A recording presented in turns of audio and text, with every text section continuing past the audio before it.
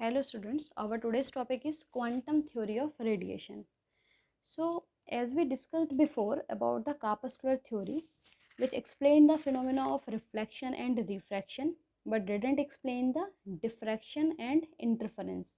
So to overcome this failure, Maxwell gave his theory, which is known as wave theory. Wave theory explained the phenomena of diffraction and interference and reflection and refraction too, but it failed to explain many processes like black body radiation and photoelectric effect. So in order to explain black body radiation and photoelectric effect, Max Planck gave his theory, which is known as quantum theory of radiation. And here are the main points of quantum theory. So first point is radiant energy is not emitted or absorbed continuously but discontinuously in the form of small packets of energy called quantum, and plural of quantum is quanta. Okay, so according to wave theory, a body can absorb or emit the energy continuously.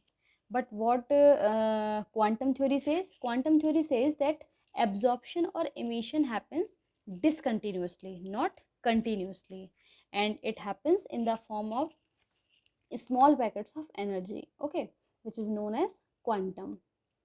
Now, second point actually says that on which factor this energy depends. Okay, so each quantum of radiation is associated with a definite amount of energy depending upon the frequency of radiation, which is striking on the body. Okay, so the energy of quantum depends on the frequency of striking radiation. Okay, so according to this point, we can write E means energy of quanta is directly proportional to the frequency of striking radiation.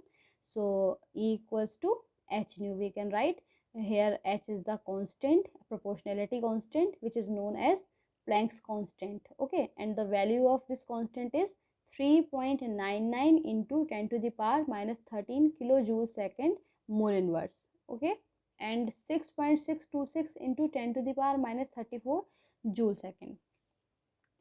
Now third point says that how much this energy can be absorbed or emit.